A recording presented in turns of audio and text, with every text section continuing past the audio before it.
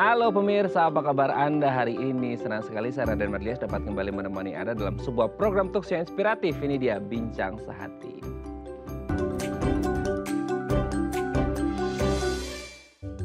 Ya pemirsa, pernah nggak sih Anda melihat ada orang gitu ya, atau mungkin ada anggota keluarga Anda, teman Anda, pasangan Anda, atau mungkin Anda sendiri yang baru ngeh gitu ya, pas lagi lihat ke cermin, lihat dari samping, ih kok kayaknya tulang punggungnya ini kayak ngebentuk huruf C ya, atau huruf S. Huruf S gimana ya? Gini, enggak ya, maksudnya huruf C atau huruf S seperti itu. Nah, kemungkinan gitu ya, orang ini atau Anda mengalami yang namanya skoliosis. Nah, apa itu skoliosis? Kerasanya seperti apa dan apakah ini berbahaya? Inilah topik yang akan kita bahas hari ini, yaitu penanganan skoliosis. Nah, ngomong-ngomong tentang skoliosis yang erat kaitannya dengan tulang, kita akan membahas terlebih dahulu mitos fakta seputar tulang dan sendi ya. Kita lihat yang pertama pemirsa ya. Jika cedera atau keseleo harus segera diurut. Oke, ini khasnya mungkin warga 62 ya, dimana-mana kalau kita berhubungan sama tulang, sendi ya, entah itu keseleo gitu ya, dan kita jatuh dari motor atau mobil gitu ya, kita pasti langsung urut, kita pasti pijat seperti itu ya. Jadi apapun masalahnya gitu, bahkan sampai kadang-kadang orang itu kecelakaan gitu ya, sampai ngeri banget ya, kalau sampai patah tulang gitu ya, atau bergeser sendinya, itu orang selalu melakukan urut. Nah ini serem banget ya, maksudnya kayak itu kan sesuatu yang harus dibenerin secara medis, betul nggak sih? Tapi akhirnya mereka ngurut gitu ya. Bayangin kalau ada tulang yang patah, sendi yang geser, tiba-tiba harus diurut. Wah itu serem banget ya. Tapi apakah memang semua cedera atau keseleo bisa diselesaikan dengan urut? Nanti akan kita bahas ya. Oke, kita lanjut yang kedua pemirsa ya. Mandi malam bisa meningkatkan risiko nyeri sendi. Nah ini sering banget ya. Tapi gimana ya, maksudnya kayak kita yang tinggal di kota-kota besar seperti Jakarta gitu ya. Berangkat subuh, pulang bisa jam 9, jam 10 malam gitu ya. Nah baru ada kesempatan buat mandi jam segitu. Tapi ada bilang, aduh jangan mandi malam, nanti kamu bisa nyeri sendi, nanti kamu bisa rematik lah, nanti kamu bisa ini itu segala macamnya. Nah, apakah bisa diantisipasi dengan, oh bisa, mandi dengan air hangat. Nah, apakah mandi dengan air hangat atau air dingin ini sama saja yang bisa menyebabkan nyeri sendi atau penyakit-penyakit yang berhubungan sama tulang dan sendi, atau sebenarnya nggak ada perbedaan sih, nggak ada masalah dengan mandi malam ataupun mandi sore ataupun mandi siang. Nanti akan kita bahas ya, ini mitos atau beneran fakta. Oke, kita lanjut yang ketiga pemirsa ya. Nyeri sendi dapat disebabkan kadar asam urat yang tinggi. Nah ini juga sering ya kita mengalami, orang sering bilang kalau orang pernah nggak ada ngeliat kayak jalan teman Anda itu kayak agak jinjit-jinjit gitu ya. Nah sering kita berpikiran bahwa oh ya itu ada hubungannya sama tulang atau sendi deh gitu ya. Dan orang pasti hubungannya apa? Yang dipikiran pertama orang pasti adalah itu asam uratnya lagi tinggi-tingginya tuh gitu ya. Jadi ketika ada orang berhubungan dengan tulang dan sendinya bermasalah, pasti selalu kita erat kaitkan dengan yang namanya, wow kadar asam uratnya lagi tinggi nih. Tapi apakah semua orang yang kemudian jalannya jinjit-jinjit gitu ya, atau lagi nyeri sendi atau tulang, ini berhubungan dengan kadar asam urat yang tinggi, atau mungkin karena faktor risiko yang lain yang membuat orang ini mengalami hal tersebut ya. Oke, kita lanjut yang selanjutnya pemirsa ya. Sering melakukan aktivitas berat dan posisi duduk yang salah dapat menyebabkan tulang belakang melengkung. Nah ini ya, jadi selama pandemi kemarin mungkin kita banyak yang akhirnya kerja di rumah atau WFH.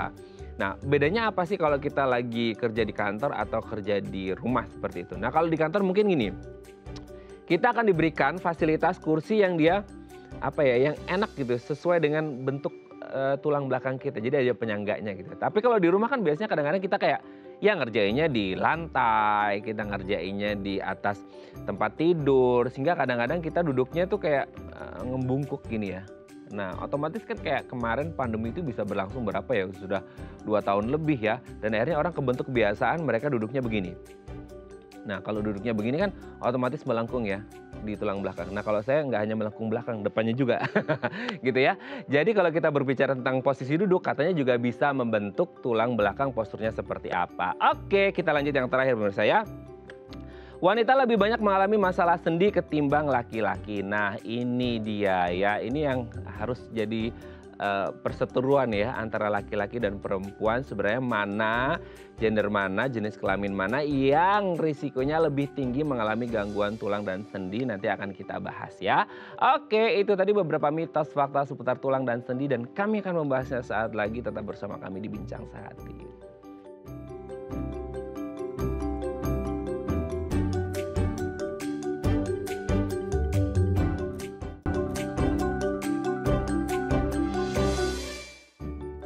Baik, Anda masih bersama kami di Bincang Sehati. Tadi di segmen sebelumnya kita sudah membahas ya beberapa mitos, fakta seputar tulang dan sendi. Ada banyak banget yang mungkin selama ini nggak tahu ya benar atau salah kaprah, sehingga akhirnya ya udah mengakar di masyarakat kita, percaya dengan hal ini, hal itu, bahwasanya itu benar tapi ternyata itu mitos belaka. Nah, untuk mengonfirmasi apakah itu benar fakta atau cuma mitos, telah hadir bersama kami di studio Bincang Sehati ada Dr. Aji Antoro SPOTK Spine, dokter spesialis ortopedi konsultan tulang belakang dari Rumah Sakit Premier Bintaro. Selamat pagi Dr. Aji, apa kabar Dok? Selamat pagi Mas Raja. Sehat ya Dok ya? Sehat. Sehat ya, Alhamdulillah. Dok, hari ini kita akan membahas seputar tulang dan sendi ya. Kita kan tahu ya, ya kita bisa berdiri karena ada tulang ya. Iya. Kalau nggak ada tulang kita melehoy, nggak bisa berdiri ya, seperti itu. Nah, kalau kita berbicara tulang dan sendi, ada banyak banget ya, maksudnya mitos, fakta yang di masyarakat yang kita nggak ngerti itu sebenarnya fakta benar atau mitos ya. Kita lihat yang pertama nih, ini kayaknya udah sering banget terjadi kalau orang kesleo, cedera, atau bahkan ada pernah orang yang patah tulang ya Dok ya, itu diurut. Gimana sih Dok, maksudnya kayak serem banget ya, patah tulang diurut. Apa yang diurut? Tulang kan keras gitu Dok. Nah gimana tuh kalau ada orang cedera, kesleo diurut? Oke, jadi yang pertama mengenai cedera atau kesleo, apakah betul diurut? Jelas, pasti jawabannya kan tidak betul ya. Tidak betul. Oke, itu mungkin mitos ya, karena prinsipnya adalah ketika kita mengalami cedera atau injury itu ada kerusakan. Nah, tadi terkait dengan Mas Raden sampaikan tulang dan sendi. Sebetulnya tidak hanya tulang dan sendi. Sistem muskuloskeletal kita itu ada tulang, ada sendi, ada otot, ya, jaringan lunaknya, ada ligamen, ya banyak sekali. Artinya ketika kita mengalami cedera ataupun kesleo, terdapat kerusakan jaringan di berbagai atau salah satu area tersebut. Otomatis ketika kita lakukan urut, ya kita pijat, kerusakan itu semakin berat.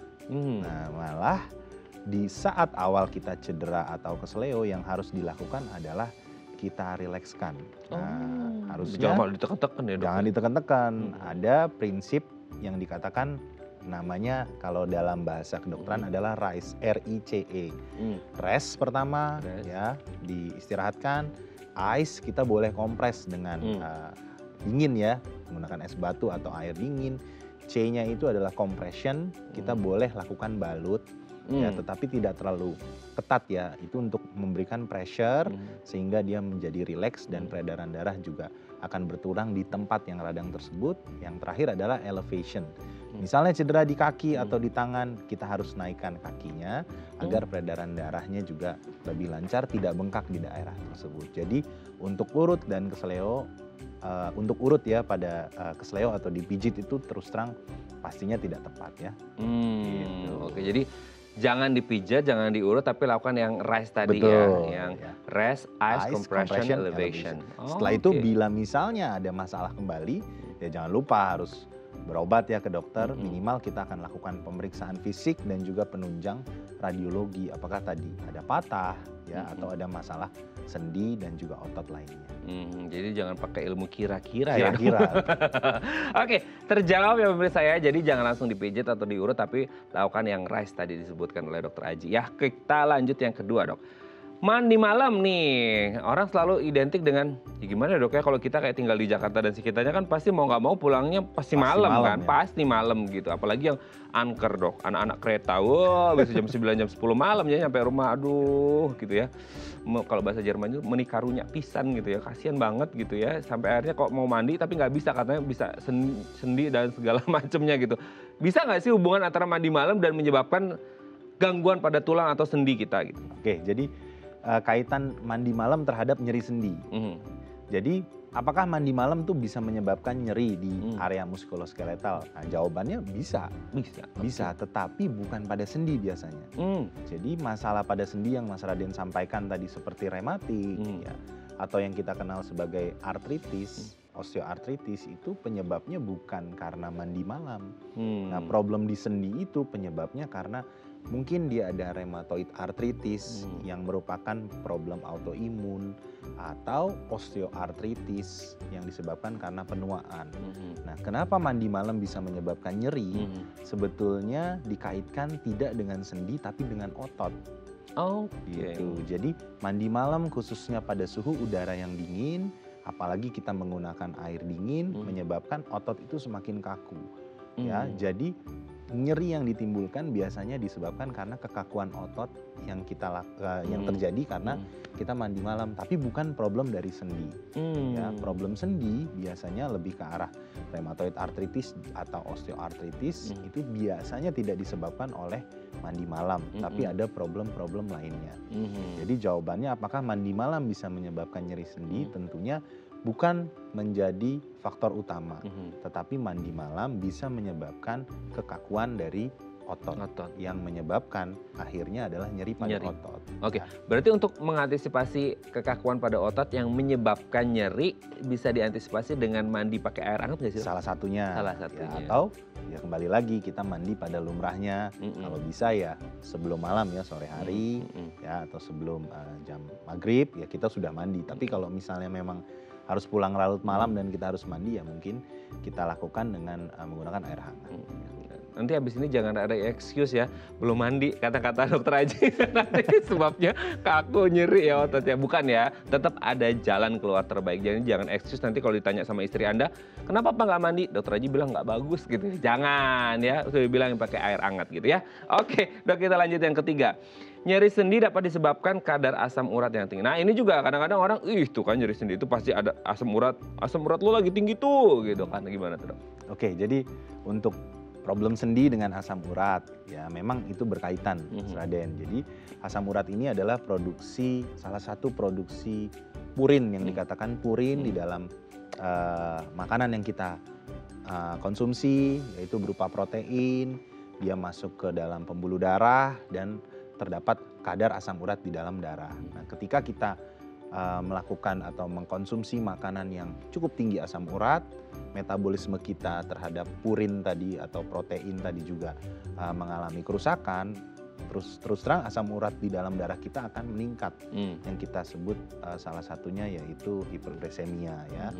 Nah, ketika asam urat di dalam darah meningkat, nah asam urat itu bisa dialirkan memang betul ke sendi, yang menyebabkan nyeri-nyeri persendian. Dan yang paling sering adalah sendi-sendi yang kecil. Mungkin tadi gambarnya seperti di jari-jari ya, atau di jari kaki ya, atau di pergelangan, di mana asam urat yang terjadi atau yang mengendap di dalam sendi itu menyebabkan suatu proses, kembali lagi namanya peradangan, atau yang kita sebut sebagai artritis. Nah, yang keempat ya dok ya, aktivitas berat, posisi duduk katanya bisa memengaruhi struktur tulang, terutama tulang belakang kita. Nah, kita lihat selama pandemi kemarin ya, kita ngeliat bagaimana orang-orang itu kerjanya. Kalau di kantor mungkin mereka dapat kursi yang bahasanya kayak aerodinamis gitu, kayak pesawat gitu, maksudnya kayak sesuai dengan bentuk tubuh gitu, apa istilahnya gitu. Tapi kalau di rumah kan mungkin nggak ada gitu ya, atau di tempat tidur kayak gini gitu dok. Nah, itu sebenarnya bisa pengaruh nggak sih ke struktur tulang kita? Oke, jadi khususnya posisi duduk, apalagi kita mengalami pandemi lebih dari 2 tahun ya. Betul. Oke, jadi itu hal yang berat banget, semua orang hidup dengan WFA ya, WFA habis itu juga di depan komputer kita butuh bekerja, di mana posisi duduk yang utama dan juga aktivitas keseharian itu menjadi suatu problem yang nyata ya. Jadi saya harus jelaskan sebetulnya struktur tulang belakang itu kita bagi atas tiga. Yaitu area tulang leher yang membentuk lengkungan yang kita sebut lordosis tegak, area tulang dada vertebra torakal yang membentuk kifosis atau bungkuk ya, dan area tulang belakang bagian bawah atau lumbar yang membentuk lengkungan lagi yang harus kita membuat kita tegak ya. Ketika kita mengalami WFH kemarin ya, posisi atau postur duduk yang salah itu akan membuat lengkungan tulang belakang, khususnya tulang belakang bagian bawah ini menjadi berbeda dari normal. Artinya yang harus kitanya tegak, Nah, jadinya sekarang kita jadi bungkuk di tulang belakang bagian bawah. Nah, hal itu bisa menyebabkan yang pertama kali mungkin bukan problem tulangnya dulu. Jadi yang pertama kali adalah problem ototnya dahulu. Jadi jaringan lunak atau soft tissue yang terdapat di area punggung bawah dulu yang mengalami problem seperti contohnya kekakuan, ya, ketidakseimbangan, apalagi kalau kita duduk dengan posisi yang miring kiri, miring kanan, main laptop dengan posisi yang salah, apalagi jarak pandang atau vision terhadap si laptop itu tidak tepat, kita nunduknya ke bawah. Ya, betul. Nah, hal itu bisa menyebabkan lengkungan-lengkungan yang tidak normal. Otot semakin kaku, endingnya memang tulangnya nantinya bisa melengkung secara tidak normal. Tetapi tulang biasanya adalah proporsi terakhir, ya, di mana pasien itu biasanya sudah memiliki kronisitas yang cukup lama ya, dengan problem otot karena posisional yang terganggu, baik berdiri, ngangkat berat ataupun duduk, barulah tulang itu bisa melengkung dengan tidak normal atau yang kita sebut postural kyphosis, ya. Jadi karena postur kita membungkuk, atau postural skoliosis, postur kita jadi bengkok, ya. Jadi tulang itu step terakhir itu yang mengalami problem. Yang pertama pastinya adalah otot dulu. Oh, otot dulu ya. Ya. Oke dok ya. Waduh, jadi benar harus hati-hati ya. Betul. Cara duduk itu bisa mempengaruhi ya. Oke dok, yang terakhir di mitos fakta. Nah ini jangan sampai jadi ribut ya gara-gara mana yang lebih berisiko. Itu antara perempuan sama laki-laki kalau ngomongin masalah sendi dok. Oke. Jadi untuk resiko perempuan sama laki-laki, secara umum memang betul perempuan itu memiliki tingkat resiko mengalami nyeri sendi, ya, atau nyeri pada muskuloskeletal itu sedikit lebih tinggi. Dikatakan dalam literatur atau jurnal ya, 1 dari 3 sampai 4 perempuan mengalami nyeri sendi, sedangkan laki-laki itu 1 dari 5 sampai 6 laki-laki yang mengalami nyeri sendi. Nah, hal ini disebabkan karena tentunya pada usia-usia perempuan yang produktif ini adalah faktor kadar hormonal, yaitu estrogen, di mana hormonal wanita itu naik turun tergantung dengan tingkat menstruasi atau capaian menstruasi. Ketika perubahan estrogen ini terjadi, mau menghadapi siklus menstruasi, estrogen ini mengalami penurunan.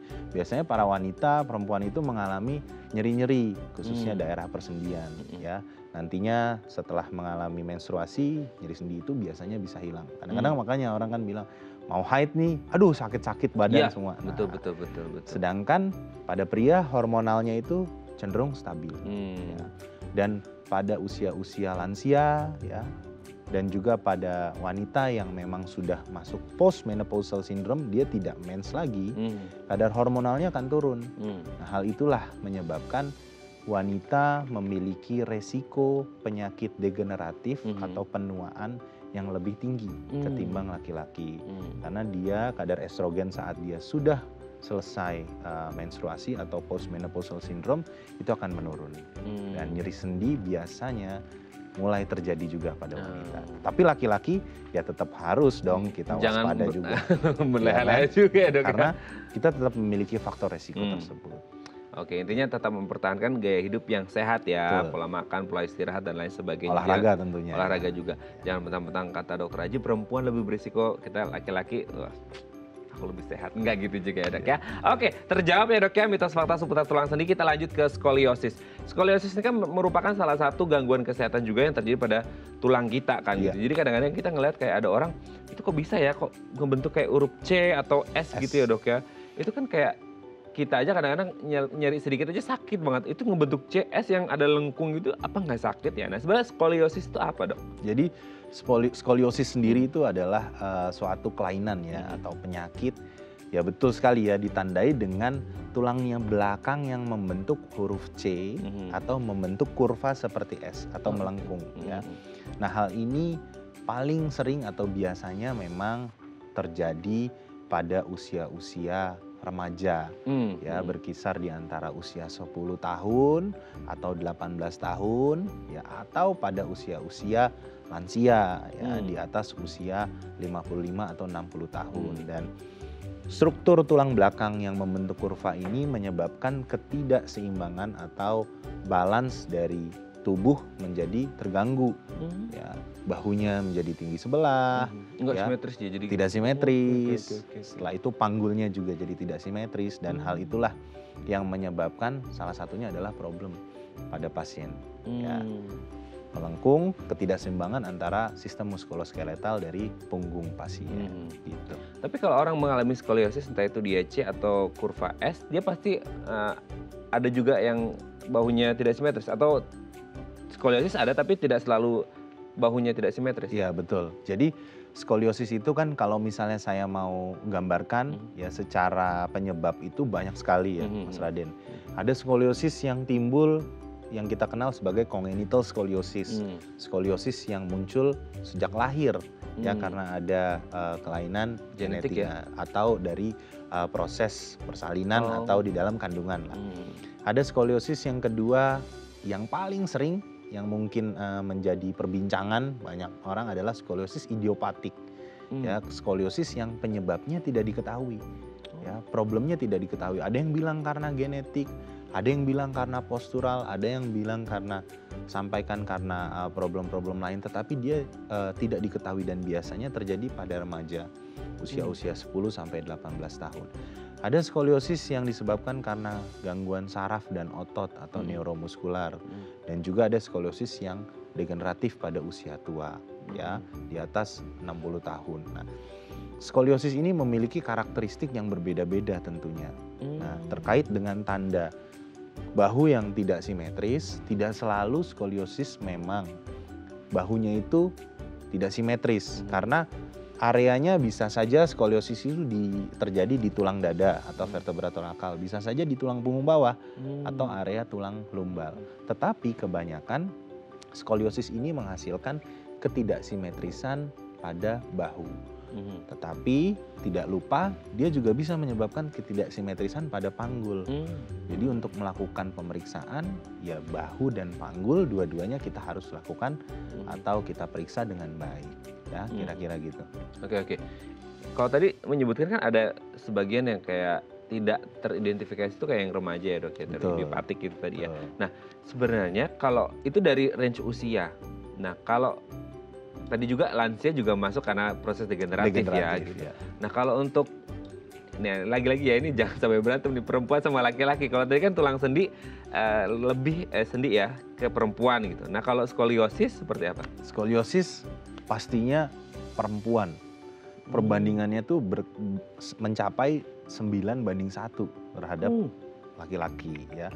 Itulah khususnya skoliosis idiopatik ya. Terjadi pada perempuan itu kasusnya memang cukup banyak.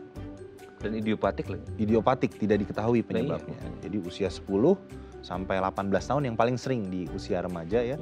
Apalagi biasanya kalau kita ketemu pasiennya tuh dekat-dekat mau menstruasi atau habis menstruasi.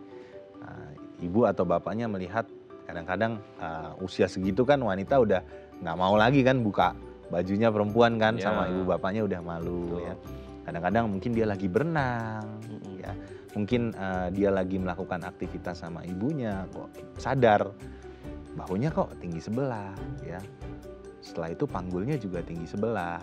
Nah, disitulah kesadaran bahwa oh ini anak saya mengalami skoliosis. Dan tentunya skoliosis itu di idiopatik ini ya 9:1 ya, perbandingan antara perempuan dan laki-laki, dan sering sekali memang dialami oleh wanita atau perempuan ya. Banyak juga ya dok, 9:1 ya. Yeah. Oke, nah untuk sampai ke ya entah itu skoliosis yang apa ya tipe-tipenya tadi ada beberapa gitu ya. Kan tidak langsung bahasanya itu ujuk-ujuk ya, tiba-tiba langsung dia membentuk C atau kurva S kan. Pasti dia tidak bangun hari ini begini terus besok pagi langsung C gitu kan, nggak mungkin kan gitu. Nah itu kan perlu proses yang lama seperti itu ya. Nah ada nggak sih maksudnya gejala-gejala atau tanda-tanda ciri-ciri orang kayak oh ini kayaknya nanti akan berujung pada skoliosis ya. Mungkin apakah mulai kerasa tulang belakangnya ada nyeri-nyeri atau apa seperti itu, gejala atau tandanya seperti apa sih dok? Oke, jadi ada gejala, ada tanda. Gejala apa? Gejala adalah suatu hal yang dirasakan ya oleh pasien. Biasanya karena ketidakseimbangan dari sistem muskuloskeletal. Pertama pasien sering sekali, ya, apalagi khususnya remaja, merasakan kok nyeri ya punggung saya. Nah, punggung saya tuh rasanya kok pegel di satu atau dua sisi. Aktivitas sebentar, pasien mengeluhkan pegel, biasanya bilang ke mamanya kan, "Ma, pegel nih punggungnya." Itu adalah biasanya gejala awal. Ya, karena apa? Karena ketidakseimbangan antara otot dan juga struktur tulang belakangnya. Yang kedua, kadang-kadang ketika skoliosis itu bertambah berat, ya karena kurvanya meningkat, kadang-kadang ada rasa yang kurang menyenangkan untuk pernafasan atau beraktivitas karena ada rongga dada saat mengalami perubahan struktur. Jadi sering letih, sering capek, ya habis itu sering ngos-ngosan, tapi memang ketika skoliosis itu derajatnya lebih berat. Nah, sedangkan tanda-tanda apa yang biasanya kita bisa lihat nih dengan mudah? Nah, saya menggambarkannya yang bisa orang awam ini terima adalah yang pertama, kita harus lihat kesimetrisan antara kedua bahu dan juga kedua panggul. Jadi otomatis harus dibuka ya bajunya. Kita lihat bahunya apakah simetris, panggulnya apakah simetris. Ya. Ketika kita melihat bahu sama panggulnya, oh tidak simetris, pasien disuruh untuk membungkuk ke depan. Kita lihat dari belakang. Kita ada tulang belikat kan, kanan sama kiri. Nah, pada skoliosis elemennya sebetulnya tidak hanya melengkung, tapi tulang itu melakukan rotasi. Jadi sebetulnya dia 3 dimensi deformitas atau gangguan anatomi secara 3 dimensi. Kalau kita sebutnya C dan S, dia hanya melengkung dari bidang depan aja kan. Nah, sedangkan sebetulnya skoliosis itu melakukan atau terjadi kelainan anatomi, dia melakukan rotasi. Ya, tulangnya, tulang belakang. Otomatis salah satu tulang belikat atau tulang panggulnya lebih menonjol. Betul. Nah, saat pasien itu membungkuk, muter gini ya. Nah, caranya pasien itu kita bungkukan ke depan, kita melihat salah satu tulangnya. Belikat kanan yang paling sering ya. Masih muncul ya? Muncul ke atas atau di panggul kiri sini. Kok lebih tinggi nih dari sebelahnya. Nah, itu adalah salah satu tanda juga. Nah, tanda-tanda lainnya adalah karena itu akan terlihat kalau akan terlihat pada orang yang kurus ya, kelihatan banget. Ya, betul sekali. Jadi khususnya pada terus terang ya, kebanyakan wanita usia 10 sampai 18 tahun dan dia memang biasanya kurus-kurus. Ya, saya sih ketemunya kebanyakan pasien-pasien itu ya body weight-nya jarang yang obesity. Ya. Dibungkukan ada belikat yang menonjol. Nah, salah satu yang lain tandanya apa? Ya karena panggulnya tinggi sebelah, kadang-kadang tuh anak itu atau remaja itu menyampaikan kok kaki saya panjang sebelah. Nah, itu bisa menjadi suatu problem juga kalau misalnya dia mengatakan saya sedang berdiri ya kok kaki sebelah yang kanan atau kiri lebih panjang dan harus menekuk salah satu kakinya. Nah, hal itu sebetulnya disebabkan biasanya karena panggulnya yang miring ya. Jadi itu adalah gejala dan tanda yang bisa kita dapatkan pada awal anak kita atau saudara kita ya memiliki hal itu untuk melakukan pemeriksaan. Oke, jadi sudah jelas ya pemirsa kalau ada tanda-tanda yang disebutkan sama Dokter Aji tadi, ini berarti bisa mengarah ke skoliosis. Jangan sampai tunggu parah. Kita ngebayanginnya aja linu ya dok, maksudnya tuh tulang belakangnya muter gitu, terus aduh tulang belikatnya nonjol, aduh sakit banget. Jangan sampai hal-hal yang tidak diinginkan terjadi, harus periksa dari awal. Oke dok, nanti kita lanjut lagi ya di segmen selanjutnya. Oke pemirsa, kalau Anda punya pertanyaan boleh ya di 021 290 3244 atau DM Instagram kami di @daifamily. Kami akan kembali saat lagi.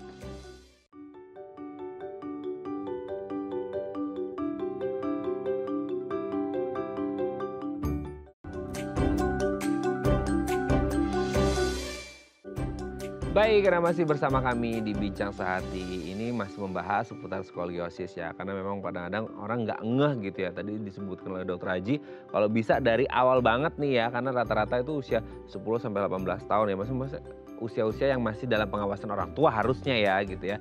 Jadi kita sebagai orang tua harus lebih aware terhadap anak-anak kita. Apalagi yang punya anak perempuan ya, karena katanya resikonya lebih gede gitu ya. 9:1 loh tadi ya. Oke, kalau Anda punya pertanyaan boleh ya di 021 290 3244 atau di Instagram kami di @daifamily. Kita masih bersama dengan Dr. Aji Antoro SPOTK Spine, dokter spesialis ortopedi, konsultan tulang belakang dari Rumah Sakit Premier Bintaro. Dok, kita lanjut lagi. Ini kan menjadi concern ya, concern bersama karena kan kita ngebayanginnya aja sakit ya, maksudnya tulang belakangnya rotasi dan lain sebagainya. Dan rata-rata kan umurnya masih usia-usia yang remaja gitu ya. Sebenarnya masih orang tua tuh ya kadang kalau orang dewasa mungkin mereka udah sibuk kerja lah dan sebagainya. Excusesnya tuh banyak banget. Tapi kalau untuk anak-anak kan mungkin masih dalam pengawasan orang tua. Apa sih yang perlu kita lakukan untuk kayak mungkin screening di awal, pemeriksaan supaya kayak, dok ini ada risiko menuju ke skoliosis nggak ya? Karena kan ya ibarat kata ya umumnya bilang sedia payung sebelum hujan lah ya. Jangan sampai skoliosis duluan baru pengobatan, kan nggak enak banget. Gimana tuh? Jadi screening awal ya jelas ada. Banyak sekali sekarang rumah sakit, ya, pelayanan kesehatan, atau bahkan biasanya juga program sekolah, ya, SD, SMP, dia melakukan screening kepada murid-muridnya. Jadi screening pertama yang tadi saya bilang, kita lihat kesimetrisan dari panggul dan juga dari bahu, lalu pasien kita lihat belikatnya apakah menonjol, ya. Ketika kita mendapatkan murid atau saudara atau anak kita seperti itu, harus berobat ke dokter ortopedi, ya, salah satunya yaitu spine center atau tulang belakang. Di sana prinsipnya yang pertama adalah ketika kita mengalami suatu gejala atau tanda, kita harus melakukan pemeriksaan penunjang untuk meyakinkan. Nah, pemeriksaan penunjang yang biasa dilakukan adalah pemeriksaan ronsen ya, atau X-ray. Jadi nantinya yang dilakukan adalah pemeriksaan yang simple banget, ya, hanya beberapa menit aja kita lakukan X-ray yang kita sebut X-ray tulang belakang secara utuh ya, secara panjang dari tulang torakal atas sampai ke punggung bagian bawah. Lalu nanti kita bisa lihat dengan jelas apakah ada kemiringan dari kurva, ya, dan berapa derajat kurva yang sudah terbentuk di pasien tersebut. Apakah masuk ke dalam kurva 20 derajat ke bawah, ya, apakah 40 derajat, atau kurvanya memang cukup besar ya. Nah, di situ juga kita bisa melihat kesimetrisan dari bahu dan panggul. Karena skoliosis itu tidak hanya lengkungan yang tadi saya sampaikan, elemen rotasi dan juga balance dari pasien. Balance-nya miring ya ke kanan atau miring ke kiri, dan juga ketidaksimetrisan panggul. Nah, itu dilihat semua dari pemeriksaan ronsen tadi. Ya. Tapi ketika ada rotasi bahu tidak simetris, orang ini tuh pasti ngerasa sakit dok, nyeri ya? Ya, biasanya nyerinya problemnya bisa karena tulangnya yang mengalami yang kita sebut gangguan anatomi atau deformitas, ataupun ototnya. Jadinya nggak balance kan. Otot yang satu lebih panjang daripada otot yang kanan, ya, atau kanan lebih pendek dari yang kiri, ya. Hal itu yang menyebabkan problem nyerinya itu kompleks. Dari mulai tulangnya, dari mulai sendinya, dari mulai ototnya. Nah, itulah gejala atau tanda pertama yang biasanya muncul ya. Oke dok, sebelum kita lanjut, ini ada DM Instagram. Ya. Aku bacakan ya, ini ada di layar belakang. Dokter nggak usah nengok, nanti dokter tengleng lagi. Masa dokter tulang tengleng ya? Enggak ya. Dok, saya dari Ibu Marta nih ya. Dok, saya merasakan ada yang salah dengan tulang punggung saya sejak 4 tahun yang lalu. Namun saya tidak memeriksakan karena tidak sakit. Oke, tapi sekarang punggung saya mulai nyeri nih. Gimana cara meringankan rasa nyerinya ya dok ya? Dan jika saya didiagnosis skoliosis, apakah nantinya harus menjalani operasi dok? Terima kasih. Sayangnya kita nggak ngerti ya umurnya, usianya Bu Marta, Mbak Marta atau Dik Marta, kita nggak ngerti nih. Udah 4 tahun nih dok. Iya. Sudah jelas dok? Oke, jadi yang pertama betul sekali Mas Raden, kita harus tahu usianya dulu nih ya. Ini Mbak Marta mungkin apa remaja atau usia dewasa ataupun usia lansia ya. Kalau misalnya tadi kita bilang Bu kan, bisa aja dia usianya adalah usia lansia ya. Kalau misalnya seperti itu, sebaiknya nyeri punggung bawah ya identik tuh banyak sekali, atau low back pain. Bisa karena gangguan struktur, bisa karena gangguan pada bantalan tulang belakang, atau bisa karena gangguan pada otot. Nah, kalau misalnya problemnya adalah struktur, pertama Bu Marta karena problemnya ini sudah kronis, dia harus melakukan pemeriksaan dulu. Ya, nanti kita lakukan pemeriksaan. Bisa saja problem pertama karena nyeri punggung bawah karena otot saja. Ya, kalau itu kita bisa lakukan relaksasi, fisioterapi, rehabilitasi medik. Tetapi pemeriksaan lain yang bisa dilakukan adalah ronsen, ya, pemeriksaan MRI atau CT scan, ya, pemeriksaan yang lebih canggih. Kita melihat tidak hanya struktur tulang, bantalan, dan juga sarafnya. Nah, apakah selalu harus dioperasi? Jawabannya pasti tidak. Ya, karena operasi biasanya itu kita lakukan ketika mengalami gagal terapi non operatif atau konservatif, atau memiliki struktur atau penyebab yang berat. Nah, terkait dengan skoliosis, nyeri punggung bawah itu sering sekali dialami pada pasien-pasien yang menderita skoliosis pada usia-usia lansia, ya, atau yang kita sebut skoliosis pada usia degeneratif, ya, problem degeneratif. Nah, pemeriksaan utamanya pada kasus-kasus skoliosis degeneratif, yang pertama adalah Ibu Marta wajib dilakukan ronsen dulu, ya. Bila terdapat keluhan saraf terjepit, yang biasanya juga identik pada skoliosis degeneratif, lakukan pemeriksaan MRI untuk melihat apakah ada saraf terjepit di sana. Ya, kira-kira itu dulu Bu Marta yang harus dilakukan. Harus ketemu dokter tulang dulu ya, Dok, ya, Ya, untuk mengetahui apa yang terjadi ya, dan tindakan selanjutnya seperti apa. Ya. Semoga ini bisa menjawab pertanyaan Bu Marta, Mbak Marta, atau Dik Marta ya. Karena kita nggak tahu usianya. Terima kasih ya Bu Marta ya. Oke, Dok, lanjut lagi. Tadi sebenarnya ketika pemeriksaan ya, ini lanjut ke pemeriksaan. Jadi kadang-kadang orang berpikir gini, kan itu prosesnya panjang ya, Dok, ya. Maksudnya kayak hampir kayak tadi dokter menyebutkan 10 derajat, 20 derajat, bahkan sampai 50 derajat gitu. Nah, kan semisal nih, tahun ini nih, bulan Januari 2023 kita coba screening nih, X-ray atau ronsen gitu ya. Tapi ternyata nggak ditemukan gitu. Ya udah kayak kita aman, oh udah deh nggak ada nih apa bibit-bibit ke skoliosis gitu ya. Sampai aja berapa tahun kemudian karena PD akhirnya kok tiba-tiba ada gejala ya, maksudnya pas diperiksakan udah 30 derajat, 30 derajat gitu, Dok. Itu kan serem juga ya gitu. Maksudnya berapa lama sih sehingga akhirnya dari pemeriksaan yang tidak teridentifikasi sampai muncul gitu, Dok? Oke. Jadi saya harus menjawab gini Mas Raden. Intinya adalah pemeriksaan atau screening skoliosis kan salah satunya ditandai dengan ketidaksimetrisan tadi ya, panggul, bahu, dan juga belikat. Nah, otomatis ketika pasien mengalami hal tersebut, pastinya derajat itu mungkin akan muncul. Ya, tapi entah 5 derajat ya, atau 10 derajat, atau 20 derajat. Nah, saya membaginya berdasarkan derajatnya. Jadi yang pertama ketika pasien itu datang ya, peaknya itu adalah usia 10 sampai 18 tahun. Kenapa? Karena itu adalah masa pertumbuhan pada skoliosis idiopatik ya. Karena pada usia 18 tahun lempeng pertumbuhan khususnya wanita itu biasanya menutup. Nah, hal itu juga berdampak skoliosisnya biasanya tidak meningkat kembali, tergantung dengan derajatnya. Karena itu rentang krusialnya adalah usia 10 sampai 18 tahun ya. Ketika pasien itu datang dengan derajat di bawah 25 derajat. Nah, ketika itu tidak butuh dilakukan tindakan apapun selain observasi ya, karena derajatnya masih derajat ringan. Di bawah 25 ya? 25 derajat ya. Di situ kita lakukan observasi biasanya 6 bulan sampai 1 tahun sekali. Pasien itu dilakukan X-ray lanjutan dengan kita berikan terapi atau opsi-opsi untuk mencegah perburukan. Seperti apa contohnya? Melakukan aktivitas seperti berenang, penguatan otot punggung, backup exercise, core muscle strengthening exercise ya, yoga ya, pilates, banyak sekali ya treatment-treatment. Bisa juga monkey pull ya, kita bergelantungan dengan gravitasi ya, atau pull up. Dok. Maksudnya salah satu cara ya, dengan gravitasi itu membuat bentuk tubuh atau struktur menjadi lebih lurus. Atau pada rehabilitasi fisioterapi bisa dilakukan traksi ya pada tulang punggung ya, untuk mengendurkan dari otot-otot tersebut. Nah, tetapi di bawah 25 derajat rata-rata observasi aja dengan treatment opsinya yang tadi ya.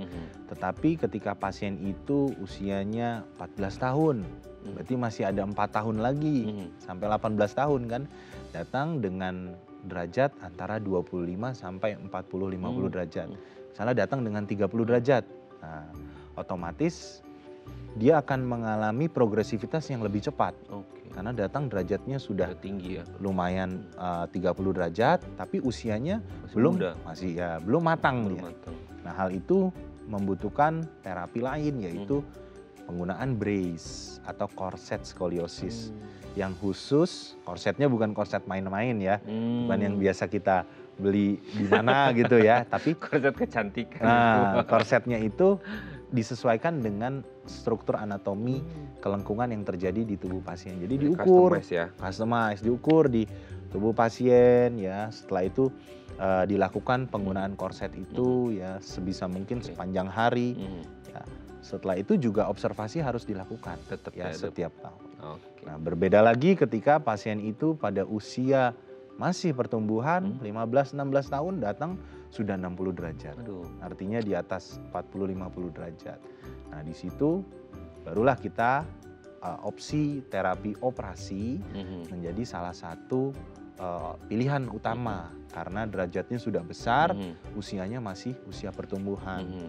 Kita akan mencegah pertambahan derajat yang lebih parah lagi. Oke. 90 derajat, 100 derajat, ya seperti itu. Oke, Dok. Nanti kita lanjut lagi ya. Ini serem kayaknya kalau sampai 100 derajat ya, Dok. Gimana tuh bungkuknya ya, Dok ya? Nanti kita bahas ya, Dok ya. Oke, pemirsa, kalau Anda masih punya pertanyaan boleh di 021 290 32644 atau DM Instagram kami di @daifamily. Kami akan kembali saat lagi.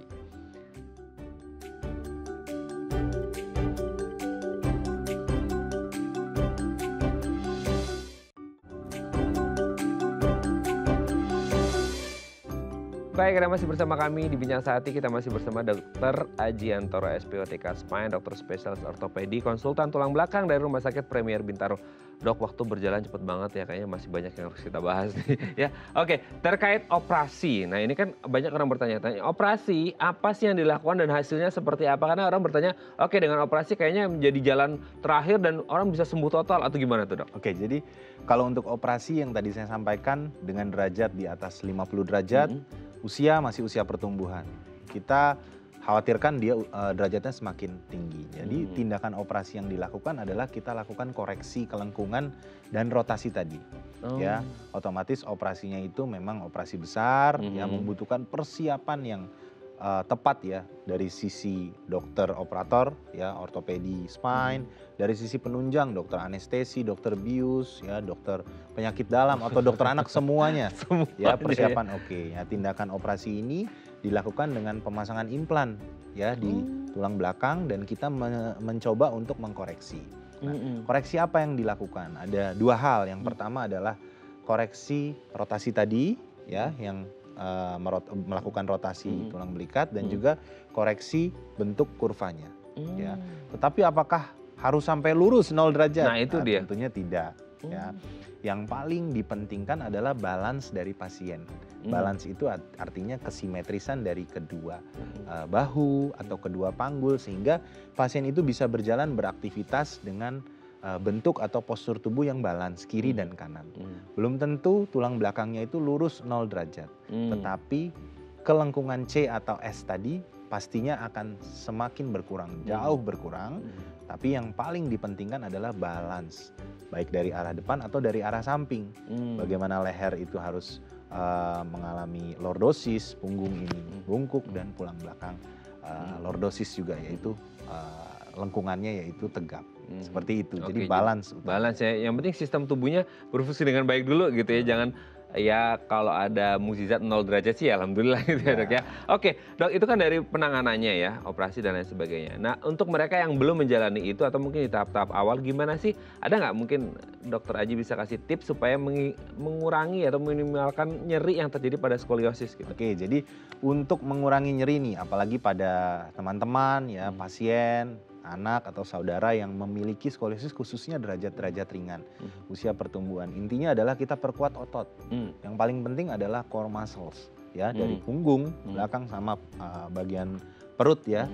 Kita kuatkan dengan cara melakukan olahraga teratur, backup exercise.